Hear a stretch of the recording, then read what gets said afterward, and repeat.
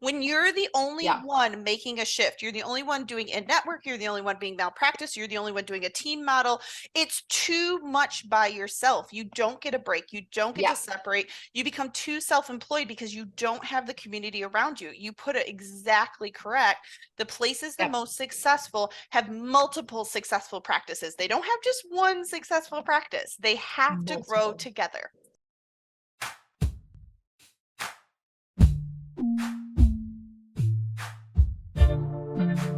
Hi, my name is Augustine Colebrook, and I'm the principal at Midwifery Wisdom Collective.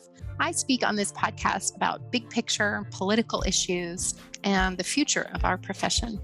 Hey y'all, I am Jamara, and I'm a midwife.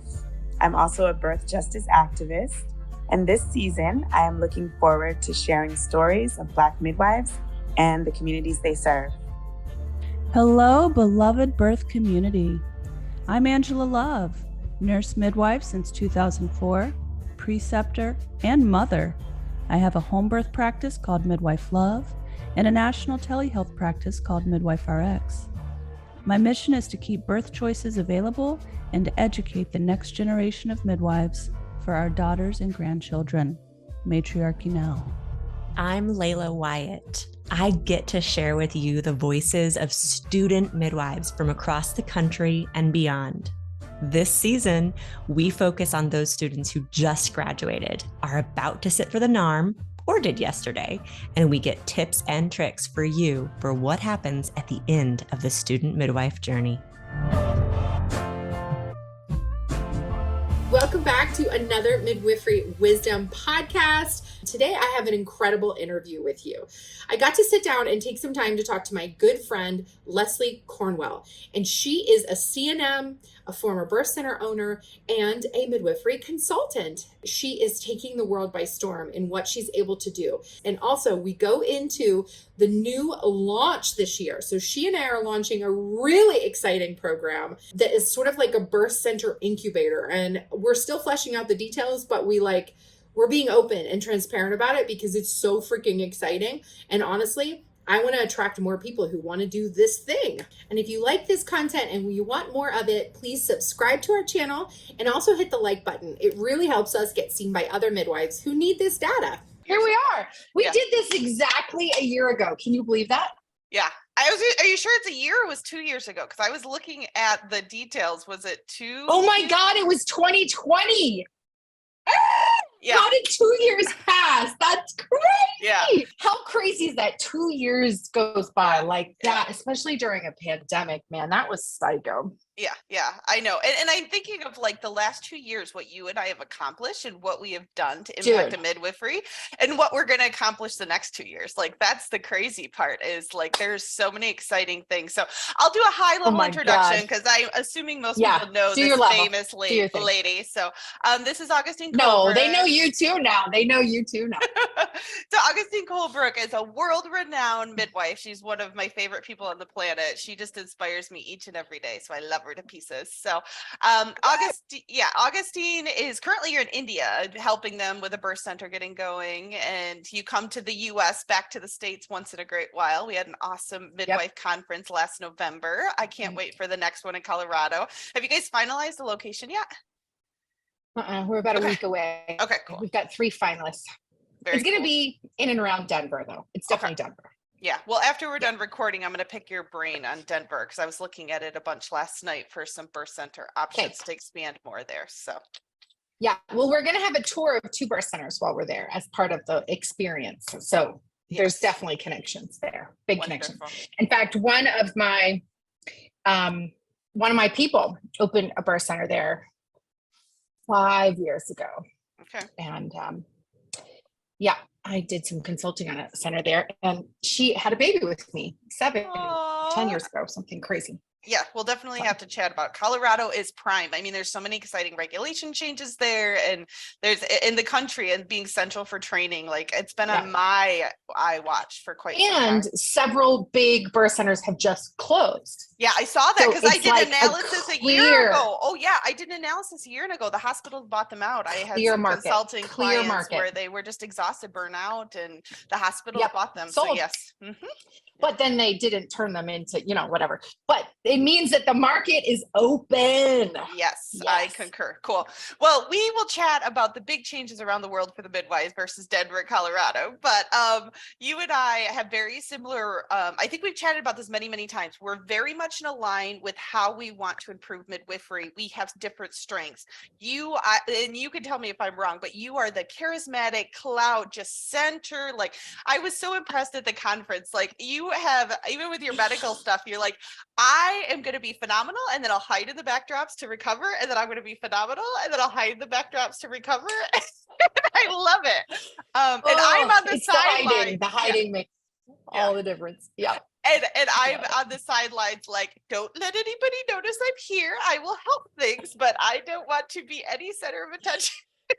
Well, hang out with me long enough, girl. You're going to be in the very center. You just watch out. Wonderful. So so she had an amazing business, clinical. I mean, it was for new graduates, getting refreshers. I mean, you pulled everything together. You got the trainings, you got the. It wasn't me. Let's be real. Your team. The mark of a good leader is that there's a good team. And I would say I wear that mantle well. Yeah. I have an incredible team. I do not do it alone. I don't even do really a fraction of it anymore. Yeah. So it's them. Yeah. But I think that's part of the visionary is you and I are very, very strong about pulling out the strengths of people. We can figure those out quite quickly. And that's the big talent that you and I similarly have because people will ask all the time, oh my gosh, how do you do this, this, and this? And I said, I do maybe 3% of it. And you and I do the same thing because that's important as midwives. I think shifting from I have to be their everything to I am going to create the team, you can do so much more. You can just absolutely change things on a bigger scale. And this is not only true in our nationwide or global businesses, but this is also true just at the grassroots, in a birth center, in a practice. There are people that do better things than you, and you need to learn how to attract them and delegate to them. And that's what I think you and I both, coach on. Yep. Leverage the experts. I think as midwives, we're like, I'm the only one who can give the best birth. I'm the only one that can do this best. And I was like, oh girl, we got to get over our personal egos. Actually, we just did the most fantastic podcast with Margie Wallace in Texas. You've got to listen to this. It's streaming on all platforms, podcast, Spotify, whatever. But it's so great because she talks about taking yourself out of the hero role so that the birthing person can be the hero. And so she makes these great allusions to The Hero's Journey by Joseph Campbell and the story brand, that whole concept. Anyway, it's a fantastic interview and she lays it out so beautifully. Well, definitely. I was going to say, I'll put a ton of links at the bottom of our conversation. Yeah. So we're going to talk about so many resources. I know. I am excited. Did you have a chance to look at the new website I put out 2 weekends ago? I did. Okay. I did. Yeah. I like your concept. It's coming together. Yeah. It's in the draft mode, but midwifing the midwives. I don't want it to be product selling. I don't want it to be, I want it to literally just be a centralized resource because for a year and a half, I'd be so frustrated. I'm like, I know this company exists. I Google search, I can't find it. Then I have to email them to ask them their link because I can't get it up. And it's so frustrating.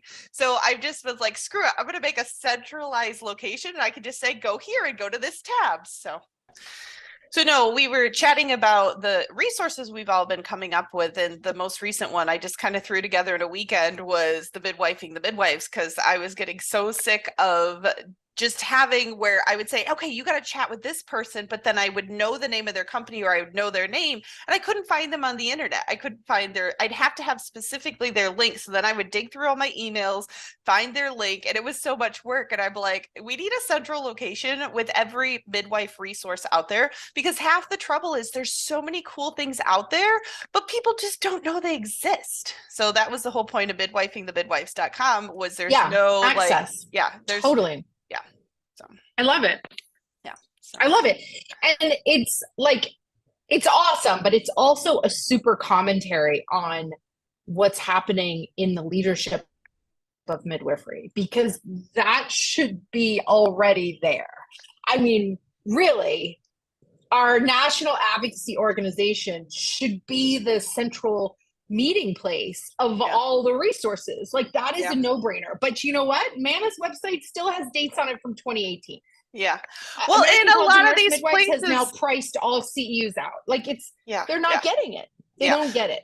Yeah. Well, and you and I have had numerous conversations with these organizations that, like, I've tried to advocate. I'm like, you want revenue, you want income stream, put a resource tab, make people sponsor different levels, but make something, because we get fought in these groups and forums. No, you can't promote yourself. No, you can't talk about this. And I'm like, how are people supposed to know they exist if the midwife national and international organizations are not promoting it? Exactly. So yeah. Mm-hmm. It's like the national organizations are acting from a nonprofit capacity, while all of medicine is in for-profit. Mm-hmm. And it's like, no wonder they're being left out and discounted. They're not in the same game. They're not even playing the same, like, they're not playing the same rules. They're not playing with the same playing field. They're on a different planet.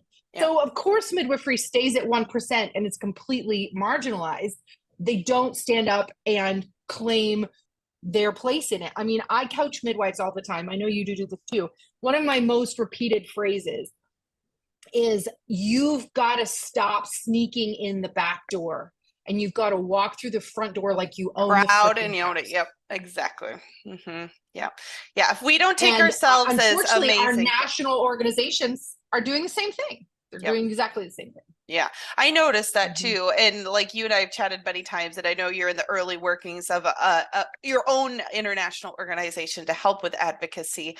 But there's so many barriers. I think, like you said, a lot of these larger organizations think with the older mindset that used to work in the 1970s, 1980s, but doesn't work with today's technology and today's needs. They wonder why they have a very low membership rate, because they're not meeting the needs of the members. So why are you going to pay to be a member or something? Yeah. So there's a lot of things we could talk about that way, but I think the heading I wanted to start out with is 2023 can be anyone's year. Like, I want to inspire the midwives and moms and ladies out there that anything is possible. You and I have went from deep crisis to absolutely transforming our lives, and I don't want every midwife to have to go through a crisis to transform their life. That's not the best way to do it.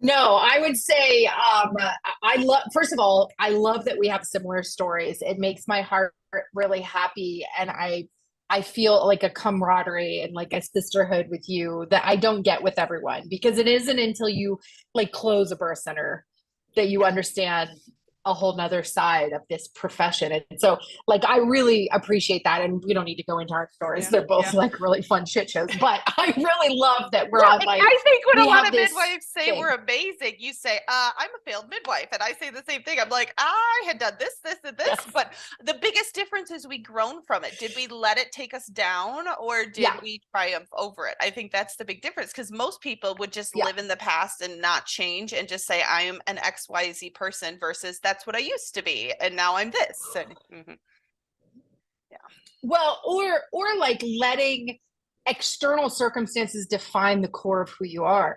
Like, I think about that Mexican philosophy of el mundo malo y el mundo bueno. Like, you can live in the good reality or the bad reality, and you get to choose. Like, we all have definitions in both realities. It's just like, what do you choose to believe? So apropos of this conversation, like, I am both a visionary thought leader running international organizations with, a network of people that, pay me for my genius. Okay. I'm that. Yep. I am also a twice divorced, overweight, failed midwife who filed bankruptcy. Like, I'm both. Yeah. And so it's like, whatever you choose to live with is your identity, the reality that you're expressing. And so what I love about both of us is that we went into El Mundo Malo. It was really bad. Mm-hmm. And we were able to continue to see our own good and our own value, and then transform it. And I think you and I are both wisdom makers. Yeah. We take complex concepts and we turn them into digestible bits of information that everyone can get something from. And that's what you do a lot. So we haven't really done your introduction, and I'm going to pause and do that with you. Thank you. So Leslie is a CNM who has been a birth center owner and really a community-based midwife. I think you've worked in all care locations. Mm-hmm. But you have purposefully gone into the community-based birth, believe in its mission, believe in its process, have tried to drag more CNMs into this world. And and now you run Midwife Business Consulting, and are helping midwives with all of the logistics of running a business, and also thinking beyond the moment in terms of financial planning and tax incentive, and like really spreading their genius out over the years so that they can think about things like retirement, and things most midwives don't think about. And that is like, whoo, so needed. Yeah. Awesome. Yeah. Well, and I think you and I had that same challenge when we had our struggles. We're like, if I am this badass of a midwife and I can't make it work, what are the other midwives doing? Right. Like we just went to the basics. Yeah. I'm like, if I am this thorough and did this much research and planned this much, what failed me? My schooling didn't teach me about business, my mentors, my resources. And then you would dig, like, I wish I would have had a business consultant. And I'm sure you wish you created what you wish you would have had when you were going through it. Exactly. And so that's that passion behind it. And so the challenge I always found was there was so many interconnected pieces. You'd be like, well, midwifery has a challenge because of this and because of this and because of this and because of this. And they were all so interconnected. So it was the challenge. And this is where most people get overwhelmed.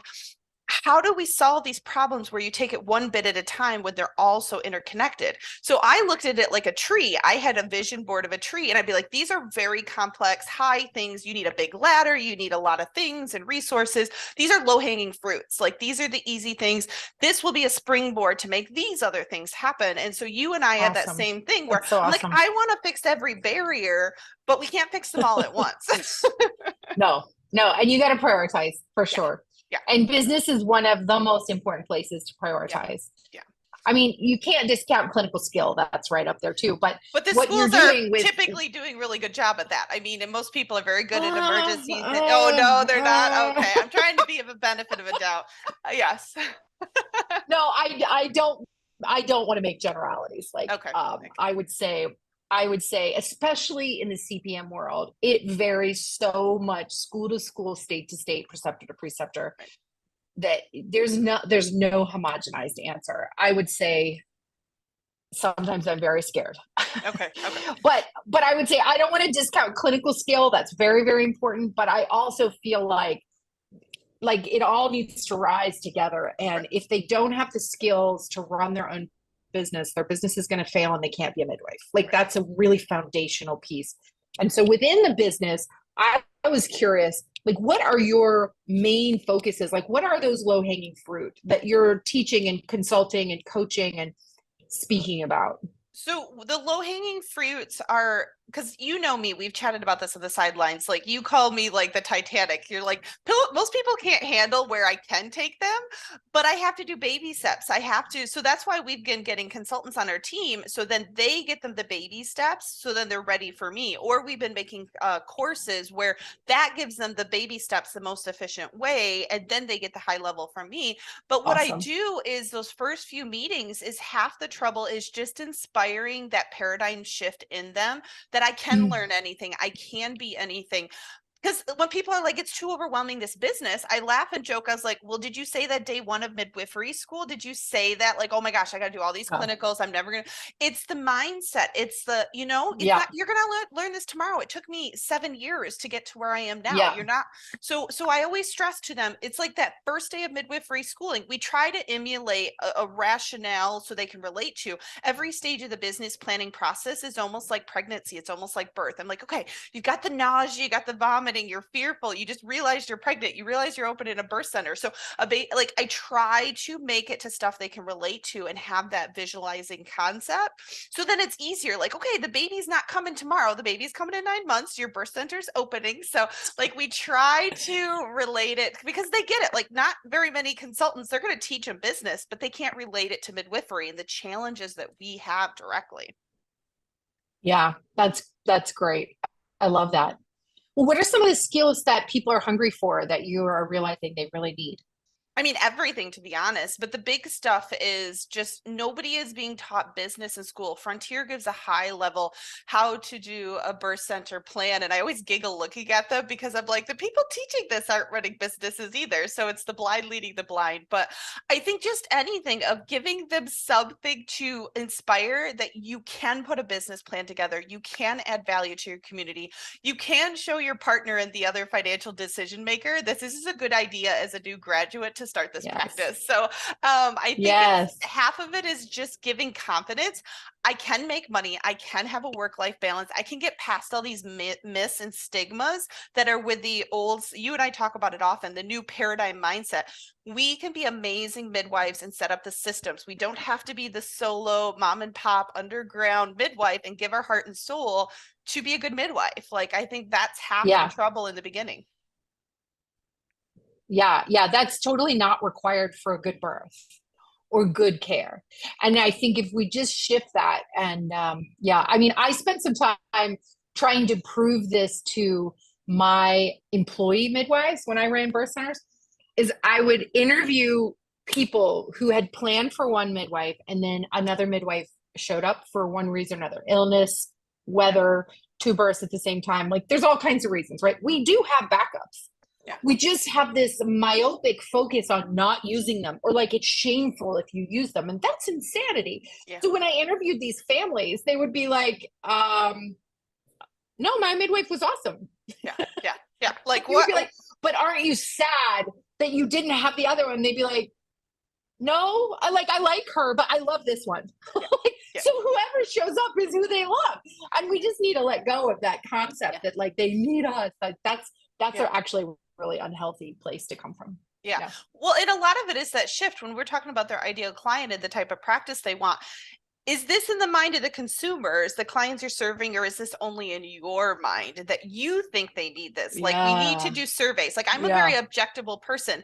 Like, I want you to get the data. I want you to pull. I want you to do surveys. Like, what are they looking for? They're not, I always joke, and I'm like, you didn't want Leslie Cornwell care. You wanted Midwifery Matters. You wanted our identity, our mission, our branding. It wasn't me. It was the philosophy of midwifery that we will all bring to the table, but it's how you present it. It's how you determine the image. Good, big, successful birth centers, that's what they're doing. Yeah. They have a branding identity. They have an ideal customer they're speaking to. And when they match, any of the 5 midwives on staff can show up and the client gets that great experience.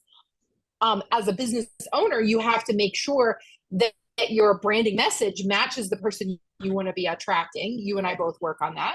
Yeah. And you also want to make sure that the people delivering care shoulder to shoulder with you are also in brand alignment. They're saying the same thing. But when you do that, and you can do that very effectively, it's magic. Yeah. Ta-da, you're not on call 24/7. I know. Well, and I think the challenge is and this is a big shift, is the abundance mindset to the scarcity mindset, shifting over that we're only serving 2%. And then I say, well, there's 80% that are low risk healthy. I don't want to start aggressively marketing midwives at a national level when we can't even support the 2% that we are doing right now. Like we need to get out of this. Absolutely. I don't want to train my competition. I don't want to do this. And I'm like, it is you. And bullshit.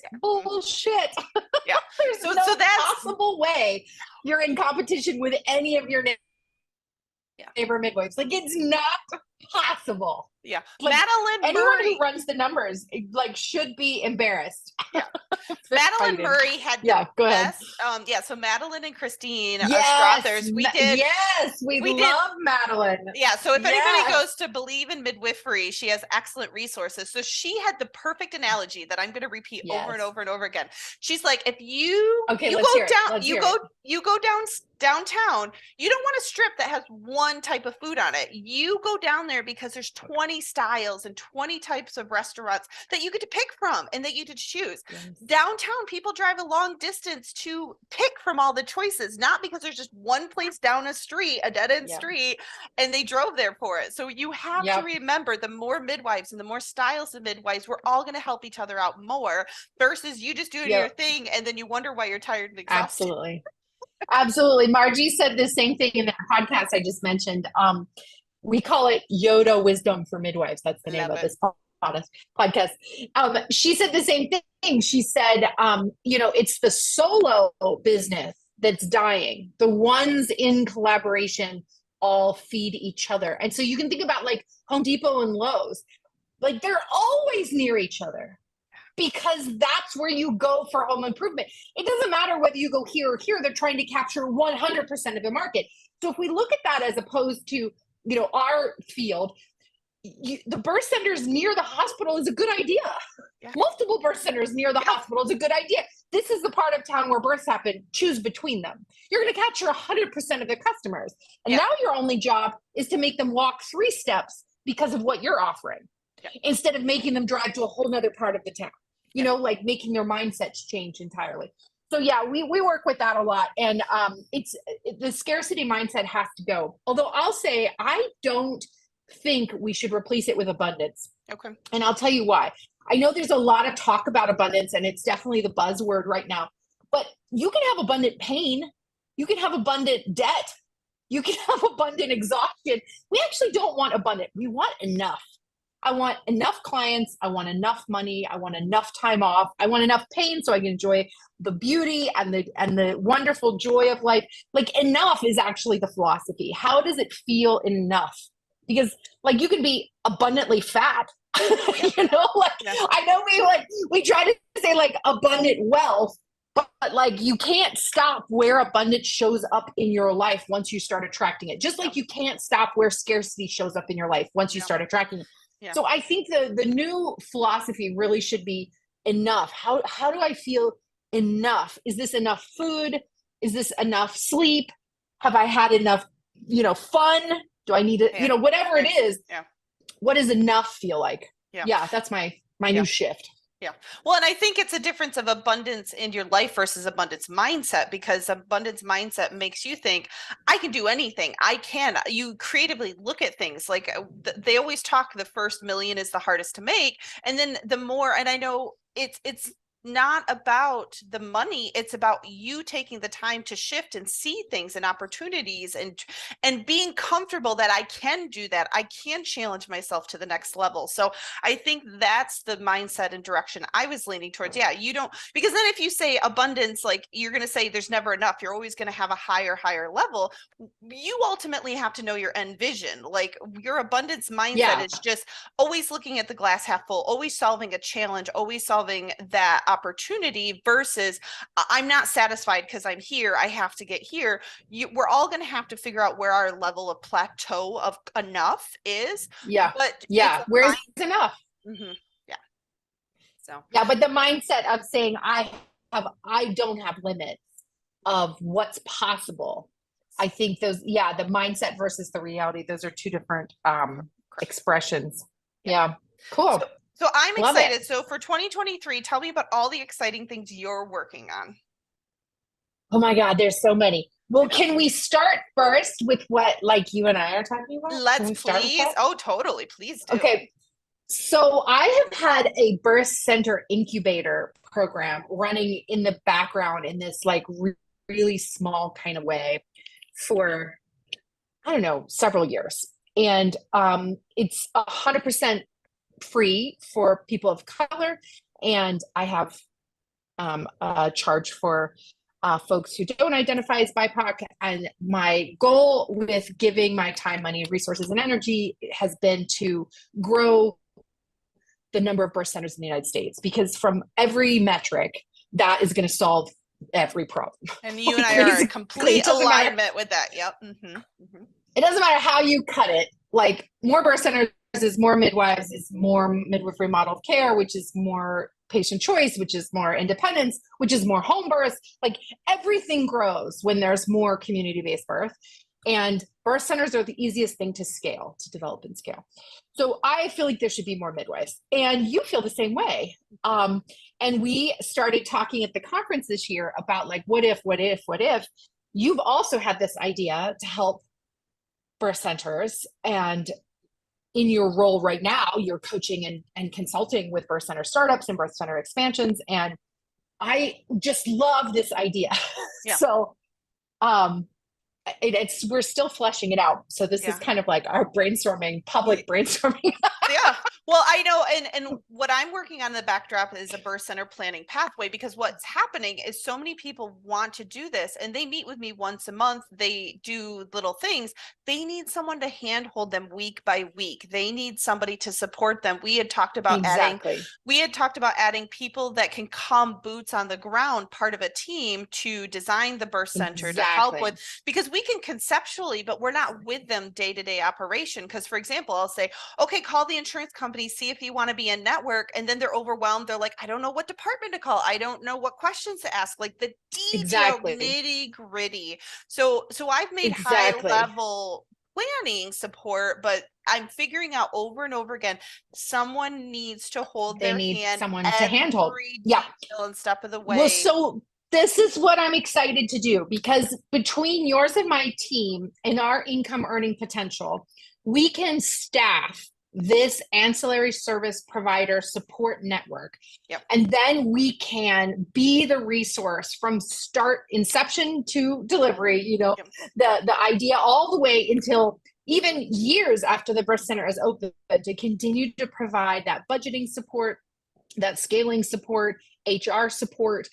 And I know that we're going to launch this year in a very small way to do a proof of concept and make sure we can do this. Mm-hmm. But I am so excited about what this looks like. And I'm also so excited about who else we're going to attract into this national planning committee and development of birth centers. Because I mean, all organizations have their roles, right? But the very organization tasked with helping expand reach are not really doing it. So I feel like the market is perfect for entrepreneurs like you and I to kind of take the bull by the horn and be like, stop with all the red tape and just put boots on the ground, make it happen. Yeah, and that's what I'm super excited about. Yeah, we're both action oriented. Yeah. Action. I joke all the time. We won't be friends long if you talk and haven't done anything. Like I am attracted to action oriented ladies. Like if you say, well, I'm too busy to chat with you because I'm working on this, and this. I was like, I can wait for you. I can wait. Yeah, right. Like I'm all for, absolutely, boots on the ground. And also in business, and in this world that we're in, action speaks louder than words, 100%. But you have to be moving. Like they'll just pass you by. Like the speed of the world is faster than it ever has been before. And those of us who are neurodiverse, like that's our superpower, is that we move and think faster than most folks. And so we channel that and we put that to work. And I have to say that there is a lot of this motion, this like invention we're trying to do. And I think the history of both of our businesses, that is a little bit like you have to move faster than where you feel like you know. Like you have to be at the very front of the surfboard. Right. Like you could tumble at any point, and that is the right momentum to change things. Yep. It is. I mean, it is. And, I think midwives in general are already doing that because we are outside of the system, marginalized, oftentimes delegitimized, on the edge of the surfboard, heart tones, whatever, pushing for 3 hours in like 30 minutes from the hospital. Like we're already on the edge of that surfboard. So what I think is missing, and you and I both kind of, I think, get this report from midwives, is they're like, I don't know how. And you and I are like, that's okay, just do it anyway. But there's this real block between the practice and the business. And many of them are like, I know how to midwifery, but I don't know how to business. Right. And I think if we can create that bridge to help them be in business successfully, I think it will literally ripple and change. It'll change everything. And so what we talked about at the conference, which I'm so excited about, is picking and scaling one community at a time. Mm-hmm. And I think this is really revolutionary. Mm-hmm. We'll continue to coach and counsel everywhere, but boots on the ground in one community where we're working with all the practices in that community.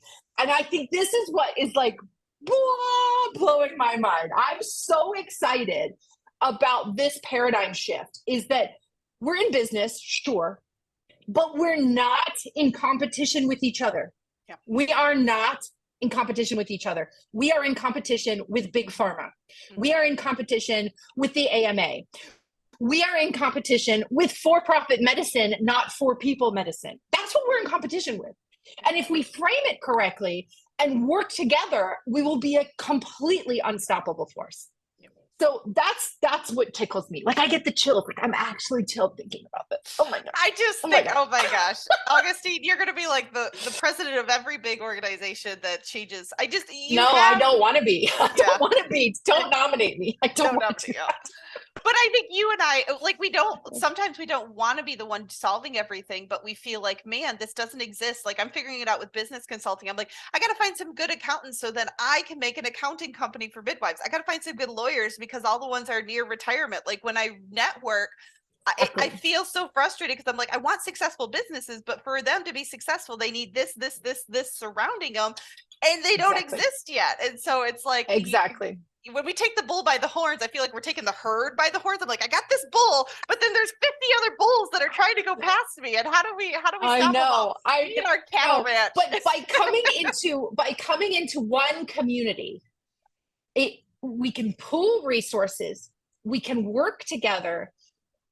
I mean, it's really the solution. It's just freaking brilliant. Yeah. And the few really successful midwife and birth centers I know around the country are in successful communicated communities. Yeah. Like that's the difference. Like when I travel all across the country and I meet midwives and birth centers and practices and I hear stories, the ones that are knocking out of the park, that are grossing $2 million a year, are with other birth centers who are also grossing $2 million a year, who are also in busy practices, who have multiple employees, who take time off because they support each other. Those are the only places that are changing birth in our culture. Yeah, no, I completely agree with you. It's because a lot of times people say, well, I'm just going to start a birth center, and if we transfer, I'll deal with it, versus that proactive versus reactive mindset. Like we have to collaborate with the physicians. We have to collaborate with our colleagues. Like nobody is competition in my eyes. Like everybody has a certain need. Each client, whether they want an elective C-section at the hospital or they want a home birth, we all have enough abundance people out there to serve. We just have to find them. That's our responsibility as marketing campaigns, because I see too many times midwives are like, I'm not getting that many clients, so I just have to take this lady, and then they're wondering why their liability risk goes up and they're not happy serving this person, and they're frustrated because they're getting calls all the time because they weren't the best client for them. It comes down to their business. I know Kristen Mantell does awesome presentation at your conference about branding, and we have to have the abundance mindset, because if you are a business owner and you are someone that's the scarcity, that I don't get that many clients, I'm new and I've got money and I've got bills to pay and I've got staff, you're going to take more clients that aren't the best fit for you, versus I'm going to tweak and hone my marketing campaign. So I have so many people that are only calling me as good candidates. They're not wasting their time because they're curious, they have questions. I did a great job with my website. I did a great job with my community outreach programs. The only people are calling are the ones, now I've got so many, I get to pick from all my ideal clients and which one's the best fit for us to take at this point. Yes. Yes. It's a major shift. And if we all do it together, we can move the needle from 1.14% community-based birth to 14%. I mean, imagine that change. 10x the clients, 10x the clients. We don't have enough midwives to take care of it. Do you see? Right now, we don't have going to 14% of the population.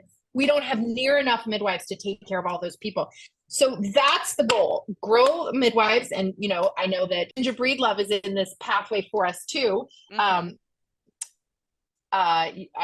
know you know her as well. I'm interviewing her this week on my podcast. But she has Grow Midwives, which is about scaling midwifery education and also access to care.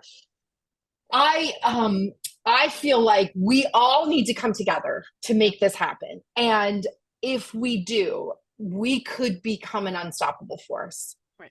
The system would change, because right now we are something like 500,000 physicians short by 2030. Yeah. And that's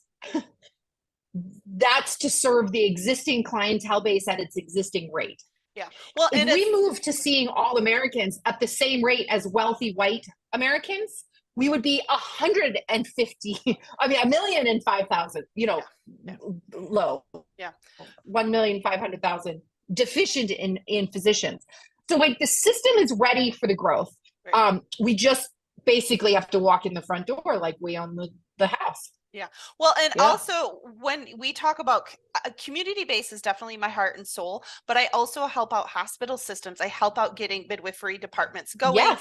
I help. There's such a need for locum Yes. midwives. Like right now I'm in Vermont. I was in New Mexico Yes. for 5 months. I do locum midwifery. Yes. So it's that best of both worlds where I get to change midwifery. And like when you were given the examples of it's the midwifery model. They've never met me before. I'm the laborist in the hospital. They've never been exposed to a midwife before, and their mind is absolutely blown. It's not me, it's the midwifery model that they're getting exposed to. It'll cause a ripple effect. Yep. Maybe they'll do a home birth next time. Maybe like we have to change the access for CPMs, CMs, LMs in the community-based setting, but we also have to get the CNMs to understand the business side so their practices aren't closing overnight. They can open a practice. They have to talk the financial lingo and negotiate the business side of a hospital organization if they want to play ball there. So I help with both rounds. Yeah, so important. Yeah, I love that you do that, and I know that that Ginger Breedlove focuses mostly in the CNM world.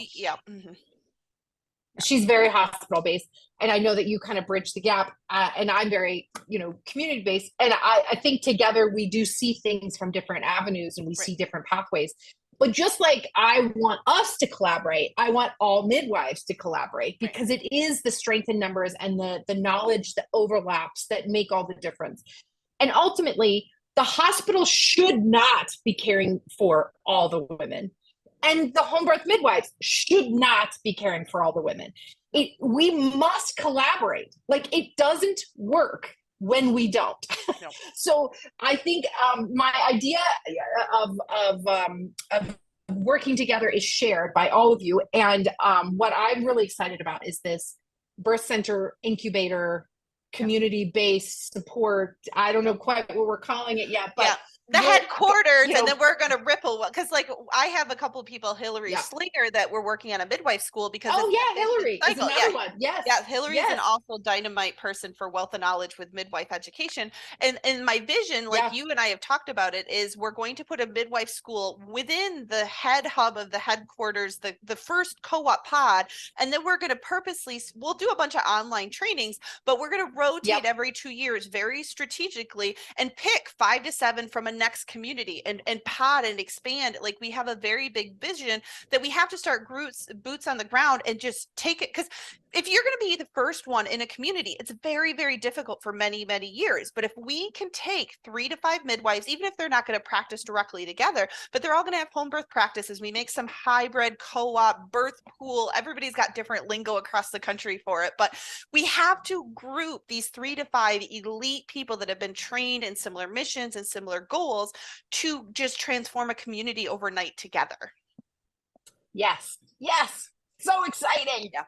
Yeah. And part of it was the hurdles I had with my own practice. Like, you and I could relate to it. Like, when you're the only one making a shift, you're the only one doing in-network, you're the only one being malpractice, you're the only one doing a team model. It's too much by yourself. You don't get a break. You don't get to separate. You become too self-employed because you don't have the community around you. You put it exactly correct. The places the most successful have multiple successful practices. They don't have just one successful practice. They have to grow together. Yep. Well, and we know this, like, just logically, monopolies don't work. Like, they don't work. They try for a while, but eventually. But they don't work. They don't work. People eventually get fed up because the engine no longer works. They don't shift according to consumer demand, right? So monopolies don't work. Scarcity doesn't work. The only option is to work together. So super excited about that. And this community focused group, I don't know, what are we going to call this? We'll figure it out. We'll make some fun, like, trademark secret name and time. But whatever we're gonna call it, it's gonna be so cool. Yeah. So no, I think that's part of it, is how do we, like, I am a big thinker, but we have to start small. We have to start tangible. We have to repeat it and ripple it. I mean, when the hospitality industry does hotel franchise, they start with a few and then they strategically replicate it. And so let's do a pilot study and work out all the kinks. And then in 3 to 5 years, we make a dozen, and then 5 to 7 years. So you and I have very similar visions of how we hospital systems do the same thing. I mean, this is a replicatable system. It just hasn't been applied to midwifery. And I think who better to do it than us? I know. I've had fun. Like you never know who you get attracted to. So I've gotten attracted to this high level playing real estate investor group of women that all had home births, and they're starting to work on a home birth open model chain across the country. And I am beyond excited working with these ladies. So I always stress to people, it doesn't have to be the midwives making change. Like there's so many people out there with value. In fact, most of the people I consult for are either venture capitalists or chiropractors opening birth centers. Like, and I think that's okay. Like, you don't have to be the midwife and the entrepreneur. It'd be great to have more jobs available for community-based birth. Yeah. So, but for those of you that really do want to be the owner and make the big bucks, and there are big bucks to be made in midwifery. Like, don't let anyone tell you that this is a poor profession. It is not. It is not. You can make big bucks. Yeah. Yeah. But if you want to be that midwife, like, definitely get in touch with us, because this is what we're doing. We're gonna take a bunch of midwives and we're gonna make wealthy, balanced, happy midwives. Right? How do you like that? Yeah, I think that's amazing. And yeah, like I barely go on the Facebook groups and all these things because there's so many myths, and it just is a vicious cycle. Everybody's like, you can't bill insurance, you can't make money, you've got to be on call all the time. Like I'm like, stop with these negativity. Stop. It's just crazy. Stop. So already when they reach out to us to consult, to do discovery calls, I already know they're not those typical midwives. They know there's potential options. Yeah. They know that there's that unicorn out there, and they want to be more unicorns out in the community. So we it's totally possible. We're breeding unicorns. That's what we're doing. We're breeding unicorns. I love it. We're gonna have that should be the name of it. Breeding unicorns. Breeding unicorns. We're gonna have that in the slogan. I'm writing it down. I love it. I'm picturing some like midwife that looks. I'll figure out some fun marketing campaign. Multicolored hair, a mane. They have a mane. Yes. I don't want to say mullet because then we're gonna go the wrong direction. Oh yeah, that might be a different kind of unicorn. That might be a donkey. I don't know. We're breeding asses. Sticks, Leslie. Rescue us. Rescue us. So no, I think this is the fun part. I mean, we're recording what you and I do all the time. Like we're totally transparent. We don't hide things. Like that's that abundance mindset. Like if you want to take our ideas and go with it, have a heyday. But have a great time. Yes. Very few people. You people can't do what I do. Like that's the bottom line. And this comes from actually like a true sense of self. And this is the part I really spend a lot of time with. It's like really my baby, is like coaching personal development of midwives, is helping them see their value and their worth and deconstructing their history of trauma. And so I know 100% that nobody can do what I do, even if you have the same idea, because I have value that's separate and distinct from my ideas or from my production, right? It's so not just the idea, work with me, right? Because I have something to offer. Same thing with you. People want to work with you because of who you are and the energy that you bring to calls and the knowledge that you have. Like that is a unique experience. And the same is true of midwifery. When the client comes and sits on your couch and they're interviewing you, they're choosing you and the avatar that you present, right? What you're sharing with the world.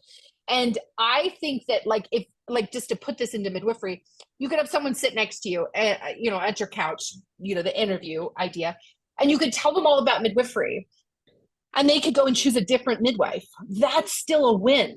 Yeah. That's a win. Mm-hmm. Because we have to be in it for the bigger picture. All boats rise on a rising tide. We all have to be rising. If there is infighting and scarcity and criticism and hoarding, knowledge hoarding is like my worst experience ever, then there's going to be roadblocks to success. There's going to be, it's not going to happen for you or for anyone else. And so absolutely, Leslie, that's why we talk about this openly. So I'm like, take it, run with it. If someone else wants to open a birth center incubator, fucking do it. We can have a dozen of them out there. Then they're just gonna I think we're going to be more successful if there's dozen people doing it at the same time. Just like you talked about the birth centers, if 3 open in a community, if there's different parts of the country, people doing the same thing, it's just going to have a momentum off it. So no, I think there's so much possibility. Yeah. The world is abundant, this abundant, mindset. There's so much out there. You couldn't possibly do it all. You just need to get good at attracting what is right for you. Yeah. Well, so we haven't talked about where we're going to start, what state we're going to start in, and that's going to be a really fun I'm there. Yeah. I mean, there's so many layers to think about. I mean, I've been having fun the last 2 months with a few investor groups. I've pretty much memorized all 50 states birth center regulations and midwifery regulations. So that's the cool part with consulting is like, you have a challenge, they pay you for it, and you get to learn more about midwifery. So I always joke like, yes. Oh my God. I know so much about California. I don't even want to know anymore, but like, I want to puke when I think about California, but go ahead. Yeah. So no, I mean, that's the thing is like when you get the opportunity that someone is considering to open a practice or they have questions, we get paid to dive deep into the midwifery challenges, the culture, the stigma, the insurance, the collaborations, the models that are existing, the competition. So I get to take this knowledge of the business and do like high level community analysis of states, and not just this town, but what can be grown, not just one birth center in this town, but can we do 3 to 5 in a year? Is it what's possible? the demographics? What can it sustain? Exactly. Yeah. It's, I mean, we're the cheat sheet, you know, like if they work with us, they get the cheat sheet. So I call it like they get the time warp, they get to accelerate. Like we've added them onto our time traveling device with us because we've skipped. I mean, they get to skip years and years of planning because we have done that. We have worked through it. And that's the value. Like when you and I, like, it's that confidence of, I know when I brag, I'm like, I am the best in the country to help you with implementing X, Y, Z. And I'm very confident because I've worked so hard to get there. And so when you bring that value to the table and you just keep growing, and you and I think the big theme is we never stop learning. We never say, well, I've learned enough. This is the max. I'm like, the more I learn, the more I have to learn, like the more I'm missing. And so it's a cyclical cycle. And that's part of that successful traits. You start learning abundance and you start learning. The more I learn, the more I can help people. Yeah. And I think there's a lot of parallels in business and practice management. And I think it trickles out into your life. You know, the more systems awareness, you can set up systems in your home life as well as your business. And, you know, learning how to get tax deductions, save you money. Like it's an organic process of learning this entrepreneurial skills, basically, is what we're teaching. Yeah. Well, I'm really excited about this community focused growth. And I can't wait to figure out what hospital system, what birth centers, what midwives we're going to bring together into this like pod of new growth and development. And like, we're basically going to create, like, do you remember when they like were studying living on Mars and they created like a biosphere? Yeah. Do you remember this? It was, and like they went in and locked the doors, and there was like a movie about this or something, and like, this is what I picture us doing. Is we're gonna create a like birth biosphere. Maybe that's the name, and it's like a self-contained unit, and everybody that works. That, you know, that we like everyone that a pregnant person would work with is in the biosphere, and they're reciprocally involved in communicating, and there's, you know, transfers both directions and education from all sides. And it's like that futuristic model that we all dream about in terms of how birth models could be. And we're going to take one community and we're going to do it for them. Yeah, so we'll do all the research studies. We'll publicate it and show that it can be doable. I know. It can be replicated. Research studies, all the base numbers, exactly. And then I hope someone does take it and run with it. I mean, I hope that we go on and do a couple more cities. But of course. It would be, you know, but it would be awesome that other people would take that published data and would replicate it elsewhere, because this is the future. The future is integrative care. The future is individualized care. The future is communication and that bridge building between professions. I wrote my thesis about this. My master's thesis was about interprofessional postgraduate education. And basically that's what we're going to implement with the entrepreneurial overlay. You know, God, I'm so excited. Oh my God. Yeah. Well, 2023 is totally fine. I was like, well, I'm the morning and you're the evening, so it would look a little different if I had a mimosa. Yeah. Well, perfect. Well, I'm excited, and thank you so much for your time today, Augustine. I'm excited to get this out and tell people how they can reach out to you. I know you help any way possible and do a lot of interactive resources. Yeah. Yeah, we have a lot of things available on our website. We've got a lot of digital product downloadables to help you run a better practice. And we have a really exciting new informed decision-making document coming out about informed decision-making for breech birth. So that's always a tense time. And we have an evidence-based, lawyer-reviewed PDF that you can purchase and then slap your own logo on it so that it becomes yours as part of your practice. We have a suite of 18 of those, but the new one coming out is breech. So that's all available on the website, midwiferywisdom.com. We have continuing ed, and we have more courses being added left and right. The course I'm really excited about that's launching this winter is the Birth Justice Masterclass taught by Jamara Amani. And this is a CEU'd deep dive in how to be an advocate, how to, decolonialize your practice, and how to deal with racial bias in yourself and in your community, be truly inclusive. And I couldn't think of a better person to teach it than Jamara. And honestly, Jamara and I have been in talks about this course since 2019. And so to have it finally launching, I am so excited. She's a brilliant mentor, and we're really excited about that. Yeah. We are now doing annual conferences, so you can come to the Midwifery Wisdom Experience, and that is going to be in Denver in November this year. And amazing speakers. We have Eva Robin Lim as a keynote, Kristen Eflin from Bastyr University is a keynote, and then there'll be, some I'm hoping that I'll be able to speak presentations again too. Yeah, we've got to finalize the details, but yeah, I'd love to do another business. Well, Leslie, we invited you for a full day at this one, not even a part-time. So we hope you're going to be there. Yeah. So this conference has an added feature, and that is a post-conference full-day workshops. And Leslie's going to do one on all the businessy stuff. And then we have Spinning Babies and Nicole Morales and Breach Without Borders. And so it's going to be a really robust post-conference as well as the full 3-day conference with the 30 speakers. Yeah. So don't miss that. That's in November. Yeah. I can't stress enough. You are doing every aspect. Yeah, you're definitely expanding skills where people are getting them for gaps for clinicals. You're helping with refreshers. You're giving people inspiration. You've got your retreat at the end. Like, if people want to invest in one thing a year, go to Augustine's conference, or pre-conference, or mid-conference, or post-conference. Yeah, it's definitely the best of the best. It's the experience. Yeah, it's the experience. And we do have Skills and Drills, which is this 20-station round-robin hands-on mentored skills stations that we offer. And we're offering it 3 times this year.